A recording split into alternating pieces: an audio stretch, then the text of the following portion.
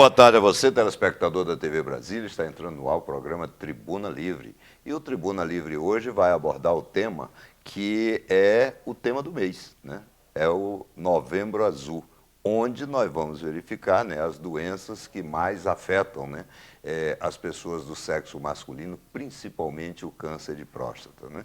E para falar sobre isso, nós contamos aqui com a presença sempre muito prazerosa, né, do Dr. Joaquim Barros, né, que o Dr. Joaquim já foi diretor do HRT, já foi subsecretário de Saúde aqui no Distrito Federal, e é um grande amigo nosso. Seja muito bem-vindo. Boa tarde, viu, Dr. Joaquim? Boa tarde, deputado. Eu agradeço. É sempre um prazer estar aqui para comentar assuntos de relevância importante, importância para a comunidade de um modo geral. O que é o Novembro Azul, doutor?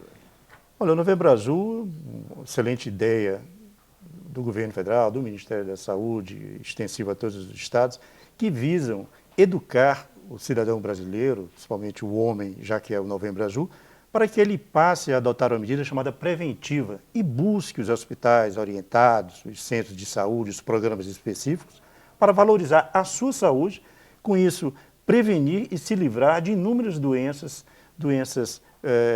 sérias, graves, como, por exemplo, o câncer de próstata, que infelizmente tanto ceifa a vida de milhões e milhares de brasileiros.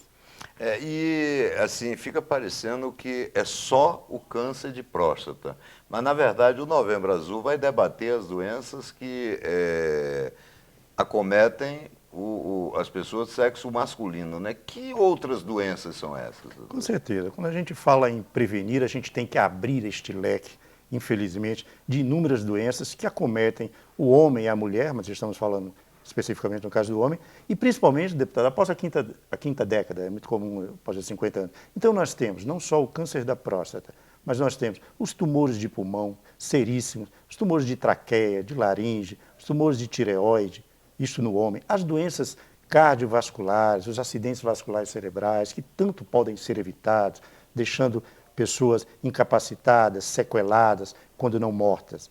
E os tumores, por exemplo, do aparelho digestivo, quer seja do cólon, do intestino grosso, do reto, do sigmóide. São situações, deputado, que a gente abre este leque agora falando do Novembro Azul, pedindo aos homens com mais de 50 anos ou a partir dos 50 anos que procurem um médico para fazer isso, fazer prevenção. Prevenção é tratar com carinho a gente mesmo e os que nós amamos. Prevenir é evitar que esses problemas surjam e nos tirem do nosso convívio social essas pessoas que tanto amamos. Porque o primeiro passo, quando a gente fala em prevenção, faça os exames, né?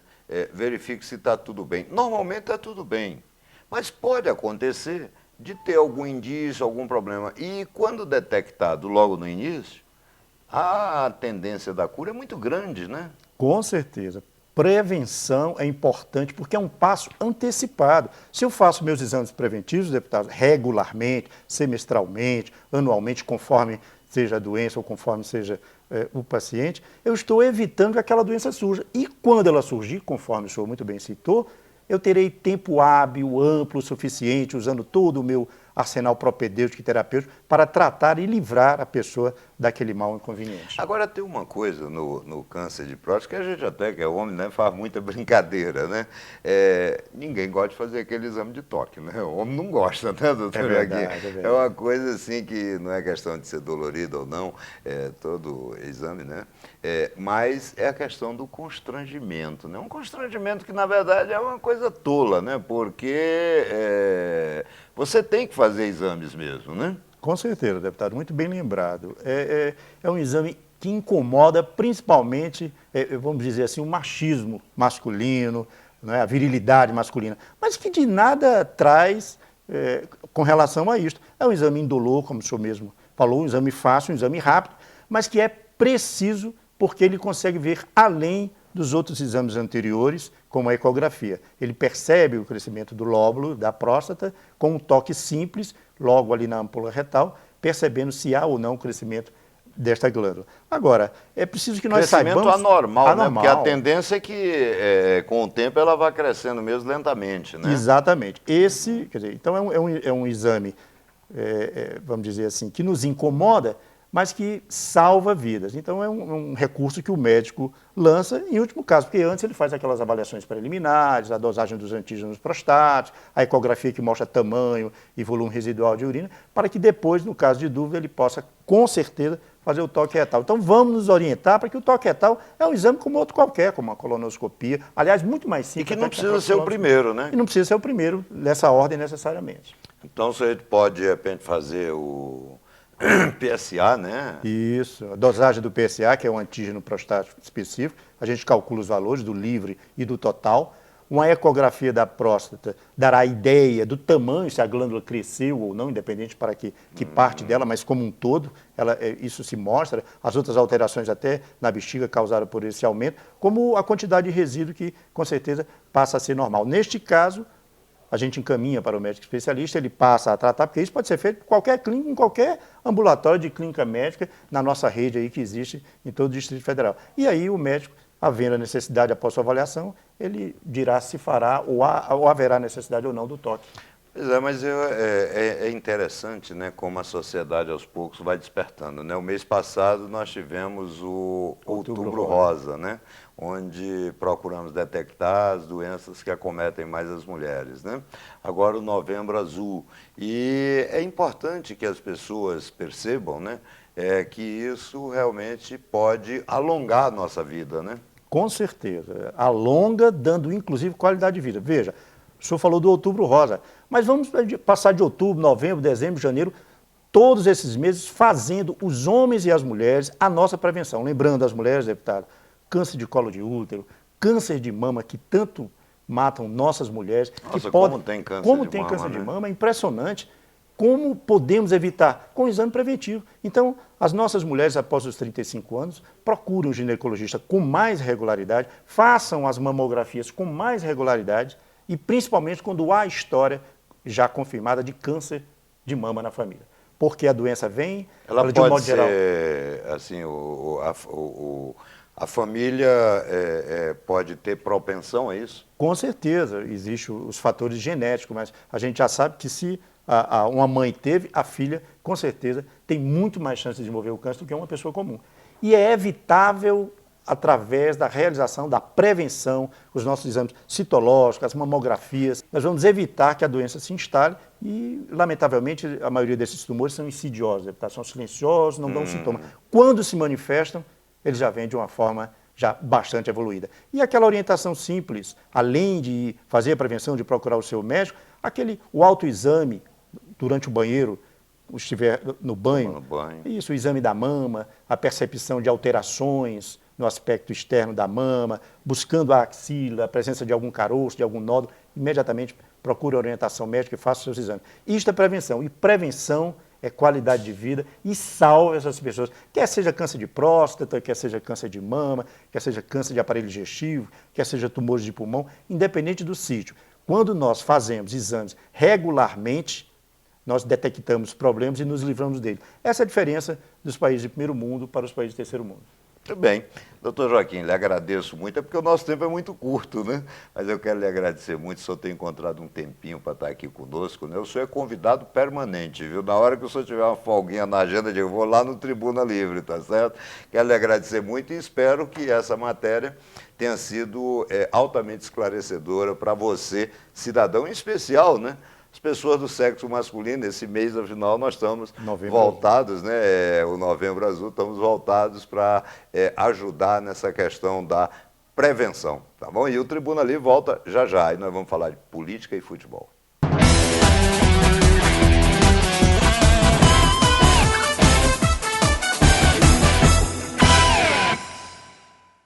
Tribuna Livre está de volta e agora nós estamos recebendo aqui, né, o Odir Ribeiro, meu tio, né, o Elton Santos, né, e vamos falar um pouquinho sobre a política local, né, porque na última vez nós falamos só de política nacional, o povo reclamou e tudo, né, então vamos falar de política local, né.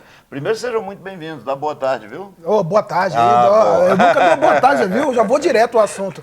Boa tarde aos... Você nasceu de 7 meses, né? Nasci de 7 meses, a ansiedade aqui é mil. Boa tarde aos amigos, né, telespectadores, e no último programa, rapaz, recebi bastante ligações. Estava em Goiânia, pessoal me ligando, eu tô te vendo aí todo de azul. Eu falei, onde? Fui me tocar, que eu tava no tribuna ali. Tava sendo vigiado, Ficou né? com medo de ser da Polícia Civil. Falei, era o povo lá do Dr. Vieira que tava me ligando. Sabe que é o Dr. Vieira, né? Sei. Turma do Dr. Vieira lá me ligando. Mas e aí, Elton, e você, como é que tá vendo aí o cenário agora? Estamos chegando no final do ano. Chegando no primeiro final do ano. Boa governo tarde já também, foi. né? Boa tarde, os telespectadores. Não nasci de 7 meses, mas tô ansiedade a mil também. E é palmeirense. Tá ferrado, né? Não precisava lembrar disso, mas derrotamos o Fluminense. Não, derrotaram? Não, pô, brincadeira. Se candidataram a perder pro Santos. Pô, rapaz, eu fui no Maracanã. Deveriam botar a camisa do Palmeiras naquele voado, hein, cara. Eu tava pertinho, bicho. O Zé Roberto se jogou pênalti. Eu sou palmeirense, tem 2 fluminenses aqui contra... Vai, brincadeira. Eu quero dar uma informação a vocês, que daqui a pouco o bloco vai ser de esportes. Aí se a gente quiser Ah. comentar sobre política local, vai ser bom, tá bom? Não, a gente bota o contrário, bota o Alan pra falar de política e a gente fala de esporte. Não tá certo. Não, É mais legal. Vamos voltar pra... Pessoal, vamos voltar para a pauta aqui. Só que não. Me diga uma coisa, um ano de governo, Nada que balanço ainda. se faz? Muito, muito crítico, né? Muito crítico, né? A gente não conseguiu ainda vislumbrar o que era a promessa de um governo diferente, né? A gente ainda não sabe, né? É pelos problemas que já vinham, pelos problemas que foram montados durante esse governo, questão principalmente de, relacional, né? De diálogo entre a Câmara Legislativa e Buriti. Greves, logo no primeiro ano de governo, muitas greves. Fala a sua frase, vai. Fala a sua frase, que você botou no Facebook, fez maior sucesso. Nos grupos de WhatsApp, vai, fala a sua frase, vai. Eu coloquei vai. uma frase assim, em alguns governos anteriores, para onde a gente ia, a gente via placas, estamos em obras. Hoje, onde a gente vai, em toda esquina tem uma placa, estamos em greve. Você botou isso, né? Virou viral. Olha só, voltando ao assunto, né? Era um governo da geração Brasília, né? Então a sociedade depositou muita Confiança. muita esperança no governador Rodrigo Hollenberg, né? E nesse primeiro ano o povo está perdendo a esperança. Isso é ruim, né? Eu acho que Brasília ela deveria ter dado uma virada política, apesar que ele pegou uma crise financeira deixada pelo petista Agnello Queiroz. Não podemos esquecer isso, né? É verdade. A gestão do Agnello Queiroz foi pífia. Mas é como diz, né? Do limão a gente tem que fazer limonada. Eu acho que chorou muito sobre o leite derramado e está tendo o problema. Fora o isolamento, que a gente sempre tem falado do isolamento. Eu queria falar outra coisinha também, Raimundo. Claro. Eu não posso esquecer disso. Eu acho que foi o tiro no pé a extinção de algumas secretarias. Eu digo uma, a de esporte, né? A Secretaria de Turismo, o menino estava fazendo um bom trabalho, o Jaime Recena. né? Ele estava fazendo um bom trabalho. Inclusive, nos primeiros dias lá, eu chamei ele de papagaio de pirata, que ele só queria ficar aparecendo em solenidade com o governador. Ele até me ligou, pô, depois disso eu me motivei a trabalhar. Eu falei, e estava fazendo um bom trabalho. A Secretaria de Esporte estava fazendo um bom trabalho e essa extinção de secretaria está se mostrando que foi super errada. Secretarias importantes que não deveriam ter sido extintas, nessa redução desesperada sem planejamento. E é engraçado que são secretarias assim, que já tem um orçamento já detonado pelo governo, né? Porque é assim, o senhor sabe como é que funciona. Ah, tá faltando dinheiro para isso, então tira dinheiro daquilo. Aí vai para cultura, turismo, pega dinheiro do turismo, do esporte. E então já são secretarias que são massacradas, né? E aí agora você vem, rebaixa ainda mais, rebaixa gente que eram secretários, coloca como subsecretários, desmotiva totalmente o cara para trabalhar, para poder funcionar o governo, né? Então, Mas vocês não acham que era necessária uma redução da máquina, um enxugamento da máquina? Esse negócio de enxugamento, eu tenho um abuso disso, que eu acho uma bombagem. Claro que a gente não vai ter 50 secretarias no governo. Vai lá que tenha 20, mas se as 20 funcionarem, é lucro para o Estado, é lucro para a sociedade. Se as 20 Meu funcionarem... modelo administrativo são 11 ou 16 secretarias, não mais do que isso. Não, mas é o que eu falei, vamos lá, que seja de 11. Que as secretarias funcionem. Hoje, Brasília chegou num patamar, poucos falam isso. A gente não pode abrir mão de uma secretaria de esporte, tem que ter. Ela bem equipada, ela funcionando, com orçamento, com políticas públicas sérias. Trabalhando, né? A questão tem que trabalhar, tem que ir, né? Você vê uma secretaria de turismo, é importante, você vê realmente que é importante. Pô, você vem trazer um turista, você traz um amigo lá do Rio de Janeiro, você passa vergonha. todo E o sujo, turismo entendeu? tem um reflexo econômico extraordinário, Justamente né? isso Porque que eu ia você falar pode, agora. de repente, Você tem um ter retorno. um boom, entendeu, econômico em função da atração turística. Não, E a turismo e esporte, desculpa, turismo e esporte não são gastos, é investimento. Né? Você é da área de esporte, você sabe disso, que o esporte bem fomentado é lucro para a cidade, social, você tem menos drogado na rua, entendeu? É visibilidade, que, pô, vai que você forma um atleta lá da Ceilândia, o cara pobre, pô, ele motiva outras pessoas também Agora, a seguir o Um caminho. governo que cancela a Universiade, cancela a Fórmula Indy, extingue a Secretaria de Esportes, você acha que está preocupado com a questão esportiva? Mas foi dela? aprovado a questão do Rio 2016, né? Quer dizer, nós vamos ter vários eventos aqui em Brasília. Teremos, né? que foi Um grande trabalho um da projeto Leila, que inclusive, foi jogado no colo de vocês. Aprove logo, porque 5 dias para vocês analisarem. Embora o projeto seja até semelhante à Lei Geral da Copa, Certo. mas com algumas distinções ali.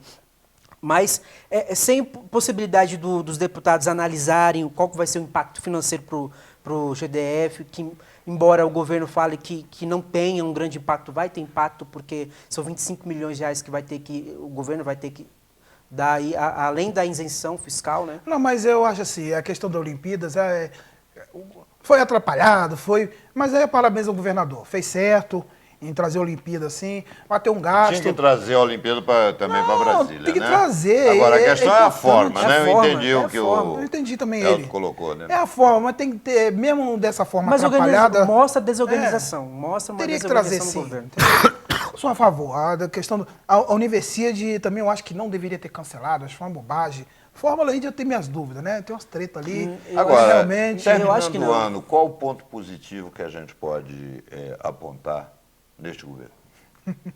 Com você. Peraí. Peraí, vamos lá, deixa eu pensar, deixa eu meditar. Não, eu vou dar um ponto positivo. Eu achei bacana que a Câmara Legislativa... Eu nunca vi a Câmara Legislativa tão independente como eu estou vendo agora. Ele conseguiu fazer isso. Há mais debate, né? Apesar que a Câmara Legislativa é a genida de Brasília, né? Todo mundo dá cacetada na Câmara Legislativa. Mas houve uma independência maior da Câmara Legislativa e outra coisa que o governador conseguiu, né? A sociedade parece estar participando mais, você percebeu? É verdade. Que a sociedade a Câmara está- vive cheia, né? O que é bom, né? É muito bom. É um pulsar das ruas, né? Mas por que está cheia, né? Está cheia porque vários problemas que o governo não está conseguindo resolver, né? E aí eles vão... Aí eles vão para a Câmara Legislativa recorrer aos deputados. Não, mas Qual ele o tem, ponto que ele, você aponta? ele tem uma coisa positiva, né? Eu tô vendo que ele não tem corrida, ele fala muito no olho com as pessoas, ele enfrenta, vaia. Você vê que vai lá, ele não é covarde, ele é um cara que tá ali, tá metendo a cara. Vamos ser justos. É verdade. Olha, sim, por mais que esse ponto positivo que eu vou falar agora vai apertar no bolso do consumidor, do brasiliense, a questão do governo entender que precisava aumentar impostos, os deputados também entender que precisava aumentar alguns encargos, né, para poder aumentar o orçamento, aumentar o caixa e tal. Eu acho que trabalharam juntos, embora com várias rusgas e debates acalorados, e até com tapa na mesa dentro da Câmara Legislativa, mas que mostrou que o governo agora está andando junto com a Câmara Legislativa e os dois estão pensando juntos para a população no ano que vem. Ponto negativo.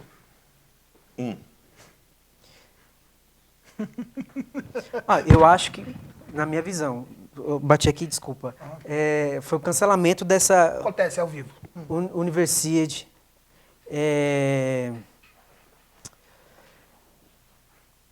Questão de não chamar concursados para aumentar efetivos da polícia, porque a gente sabe que está em defasagem. O ponto negativo seria a não contratação de concursados.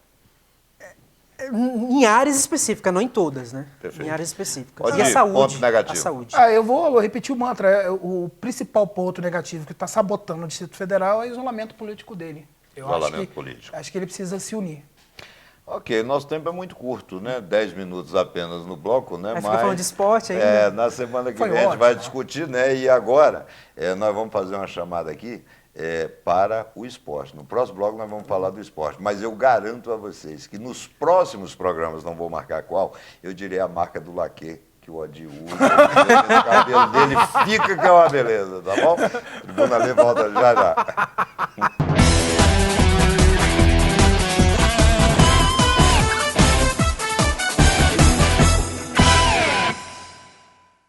Estamos de volta com Tribuna Livre. Agora vamos falar um pouquinho de futebol, né? Que o Odi e o Elton tentaram falar, né? Mas como eles não sabiam, né? Então eu trouxe aqui os titulares, né? Meu amigo Alan, Everson, né? E aí, como é que tá o Vasco ainda vai cair? O Vasco ainda cai, na minha opinião, continua caindo. Rapaz, você está sendo teimoso ou você está acompanhando tendência? O único jogo que o Vasco vence é do Corinthians para continuar a graça no campeonato agora. O Vasco vai vencer o Corinthians? Vai vencer o Corinthians. O Vasco vence o Corinthians. E o Corinthians pode ser campeão com a derrota. Ele pode ser campeão com a derrota se o Atlético pelo menos empatar o jogo dele e o Corinthians é campeão. Everson, você compartilha dessa opinião? Eu não concordo com o meu amigo Alan Guilherme, não. Acho que o jogo lá em São Januário, com 15 mil pessoas só de público, vai ser empate. Não, mas não vai ser em São Januário. Vai, não. Está confirmado em São Januário. Os laudos já estão E o Corpo de Bombeiro limitou a presença de pública a 15 mil espectadores. Então, o Vasco não vai ter todo aquele caldeirão de 40 mil, né? Que ele costuma ter. E isso não assusta o Corinthians, Não, né? com O Corinthians foi lá no Horto e abateu o Galo, né? Acho que esse jogo lá em São Januário vai ser empate. O Corinthians concretiza a conquista do título realmente ali em São Januário com um tropeço do Atlético. E acho que o Vasco vai ter dificuldade, embora tenha conseguido reagir, diminuir essa diferença para 2 pontos. Acho que realmente não vai ter condições. Eu já penso que o Nenê vai fazer o Corinthians chorar, porque ele está jogando muito. Ele pegou a responsabilidade para si lá dentro do Vasco. O Nenê vai fazer o Corinthians vai fazer o Corinthians chorar. Olha só, rapaz. Eu tenho plena convicção disso.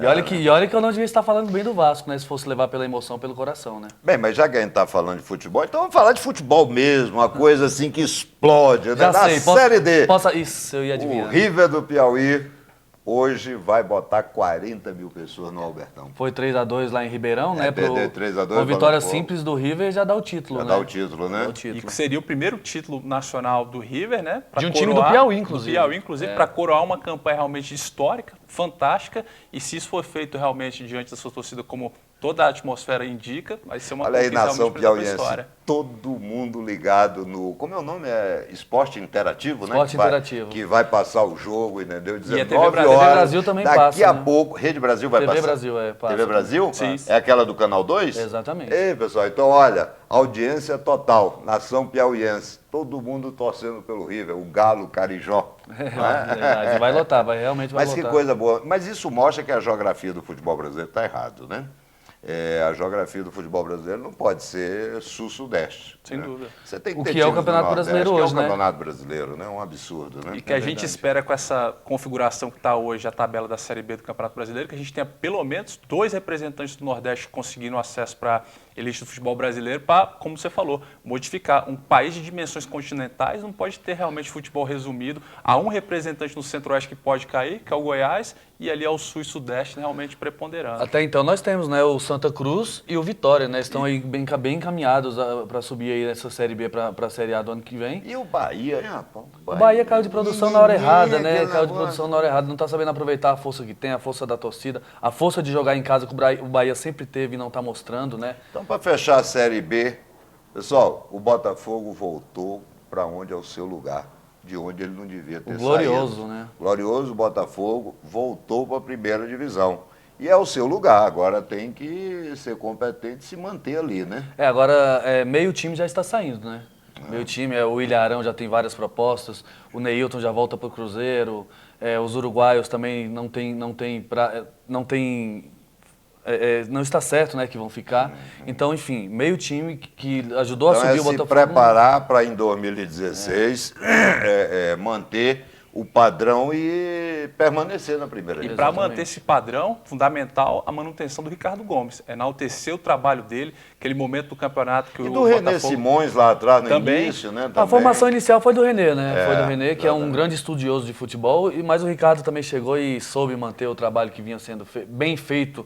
Infelizmente, a tradição do nosso futebol é essa, jogar tudo em cima do treinador, e o René acabou saindo injustamente, na minha opinião. Era líder do campeonato, Exatamente, exatamente. Nunca deixou de estar ali na ponta, na verdade, né? E vamos falar aqui do futebol de Brasília? Vamos lá. Parece que tem uns parentes do Vanderlei Luxemburgo aí É o chegando. Genro, né? é o Genro. Eu estive o com Genro, ele. né? Conta aí pra gente. Eu estive com ele me falou que não tem ligação profissional com Não, mas também se tivesse não tem problema nenhum. sim. O Vanderlei é Não, um treinador Não, consagrado. porque as, pessoas, no futebol porque as brasileiro, pessoas costumam dizer assim, o Vanderlei é agente de jogadores, aí o cara tá vindo pra cá. sempre teve essa... E ele me falou que realmente não tem, inclusive o último a saber dos negócios dele é o genro, é o sogro né? dele. E ele venceu o quê?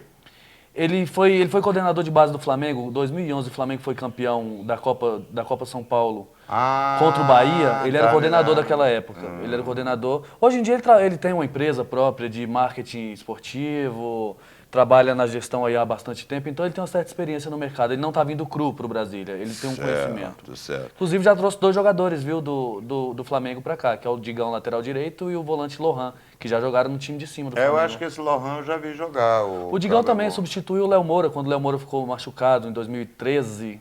Ficou um bom tempo substituindo É verdade, é o Léo verdade. Moura. E o Brasiliense? O Brasiliense é uma incógnita, né? O Brasiliense está... Apesar da gente ter informações aí de que o presidente quer gastar um bom dinheiro lá e quer realmente voltar àquelas épocas áureas do Brasiliense, né? Mas até agora nada de contratação, nada Só de... o Brasiliense esteve lá na primeira divisão, foi uma beleza. Chegou à final de Copa do Brasil, né? E nos bastidores... E não ganhou a Copa do Brasil por conta do nosso amigo Carlos Eugênio Simon, né? Enfim. E nos bastidores, fala-se do investimento dele para a temporada que vem, de 10, 15 milhões de reais. Ele não está nada satisfeito com o Luiz Felipe Belmonte, que é o novo presidente do Brasília, que contratou o genro do Luxemburgo para o lugar do Brunoro, que fez um excelente trabalho no Brasília como gestor de futebol. E quando ele vê um dirigente como o Belmonte querendo fazer o Brasília campeão candango de novo, o Brasília não é campeão desde 87, isso cria uma rivalidade e por isso ele está com essa disposição de investir no Brasiliense. Ele não vai deixar o Gama ser campeão novamente. O Gama foi campeão esse ano agora, pro ego dele não é legal o Gama ser campeão, né? Novamente. Você falou em Brasília, nós temos o Brasília de hoje, mas o Brasília de antigamente... Uma máquina. Era uma máquina. Tinha um grande jogador que depois foi pro Cruzeiro, meu amigo de infância, Luiz Carlos, a gente chamava de Calica, né? O Calica morava ali na 409 e tudo, jogava demais. Jogou né? em seleção brasileira de bom novos. de bola seleção mesmo. Aí brasileira eu de acho que novos. ele foi pro Cruzeiro, teve alguns problemas, eu quero mandar um abraço aí pro meu amigo Calica, né? Se eu não me engano, ele teve e toda a contusão, turma né? da 409. Ele teve uma contusão que atrapalhou a carreira dele. Enfim, não foi algo assim que ele ficou muito tempo parado, mas foi algo rotineiro. Então Interrompeu a boa sequência dele. Everson e o Gama. O Pode Gama, esperar alguma atual coisa? campeão candango, que acabou sendo eliminado na primeira fase da Série D do Campeonato Brasileiro. Tomara que consiga manter o nível de investimento que teve para voltar a ser campeão candango depois de 13 anos, né? E para tentar o bicampeonato, né? Realmente vai ser difícil ter o mesmo poderio financeiro do Brasília e do Brasiliense, mas mantendo uma certa base do time que foi Já campeão manteve, candango, que está mantida, né? Para poder Porque voltar o da Gama Liga tem da uma Torcida. grande vantagem, né? Ele tem o maior patrimônio que um time de futebol pode ter. Torcida. É torcida, né? Isso, torcedor apaixonado. Tem um bom Torcedor CT, apaixonado, tem um bom centro de treinamento. torcedor apaixonado. Agora o Gama fez um Gama do meu amigo Wagner Marques, né? Mandou um abraço também pra ele. Você vê que eu tô saudoso aí. verdade, Tô mandando um abraço tá pros meus amigos tudo. E se fala muito, Raimundo, em relação aos imóveis que o Gama vendeu para se chegar a ser campeão brasiliense em 2015, disputar a Série D, acabou não alcançando o objetivo de subir para C. E assim, está se consumindo os imóveis que o Gama tem para poder investir no time e não conseguiu. Então isso aí é até algo preocupante, né? É verdade, algo é preocupante, verdade. porque daqui a pouco não tem, se não aparecer investidor, mas a base desse ano de 2015 ficou mantida para 2016, isso aí já é fato. Beleza. É importante Diga, aproveitar o patrimônio de sócio-torcedor e criar um programa para poder gerar uma renda, para poder sobrepor essa receita que o time tem em relação aos apartamentos. Usar o principal patrimônio para poder realmente ter arrecadação com um bom programa de sócio-torcedor. Tá aí a dica para o Gama. Muito bem. Para que a gente possa encerrar, então, Corinthians campeão, Galo vice, Isso. Grêmio terceiro, Santos quer dizer, entra na Fase de pré-Libertadores, né? Não, na terceiro fase de grupo, grupos. terceiro fase de grupos já. É os fase três de grupos, primeiros, né? Quem é o quarto? Santos. Não, mas o Santos vai entrar porque vai ganhar do Palmeiras, né? Mas aí vai ter 5 vagas, né? Porque vai ser Ó, campeão. o Elton tá protestando lá. Aí serão bastidores. bastidores. Vão ser 5 vagas, então, né? O quinto vai para Tá, pré-Libertadores. e quem seria esse quinto elemento? Eu creio no São Paulo. São Apesar Paulo. de todo São Paulo o tirou o embrólio Doriva, político né? que tá. Tirou. O Doriva foi embora. Palmeiras não tem chance? Não, o Tem Palmeiras está alguma. caindo. O Palmeiras está caindo. É verdade. O Palmeiras Tá focado na final da produção. Copa do Brasil. A E o produção Sport do- Recife, rapaz? Chega não. Não? Chega não. Reagiu muito tarde. Então tá bom, você telespectador depois vai cobrar. Tá? Pode colocar. Olha, você está derrubando o Vasco, tá certo? E impedindo a progressão do esporte. E impedindo a progressão do esporte. Vocês estão vendo tudo, né? Mas, Tomara que olha, o Falcão não esteja vendo isso, né? O técnico do esporte. Eu quero agradecer a vocês, quero agradecer ao nosso telespectador da TV Brasília, né? E se Deus quiser, sábado que vem estaremos novamente aqui na TV Brasília apresentando o Tribuna Livre.